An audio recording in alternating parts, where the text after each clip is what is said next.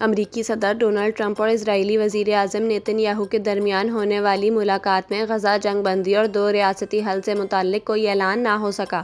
اسرائیلی وزیر اعظم نے بھی امریکی صدر ڈونلڈ ٹرمپ کو نوبیل امن انعام کے لیے بھی نامزد کر دیا۔ امریکی صدر نے دو ریاستی حل کا سوال یہ کہہ کر اسرائیلی وزیر اعظم کی جانب اچھال دیا کہ دو ریاستی حل کے سوال کا جواب دینے والا سب سے بہتر آدمی میرے سامنے موجود ہے۔ اس پر اسرائیلی وزیر اعظم نے کہا کہ وہ صرف ان فلسطینیوں کی حکومت چاہتے ہیں کہ جن سے اسرائیل کو کوئی خطرہ نہ ہو۔ فلسطینیوں کی مجموعی سیکیورٹی کی ذمہ داری اسرائیل کے پاس ہی رہے گی۔ اگر کوئی یہ کہتا ہے کہ آزاد ریاست ایسی نہیں ہوتی تو ہمیں اس کی کوئی پرواہ نہیں۔ ایسی کوئی ریاست قبول نہیں جو اسرائیل کی تباہی کا پلیٹ فارم بن سکتی ہو۔ دوسری جانب وائٹ ہاؤس کی جانب سے ٹرمپ اور نیتن یاہو کے درمیان ہونے والی ملاقات کی تصویر جاری کی گئی ہے، جس پر فائٹ فائٹ فائٹ کا پیغام درج ہے۔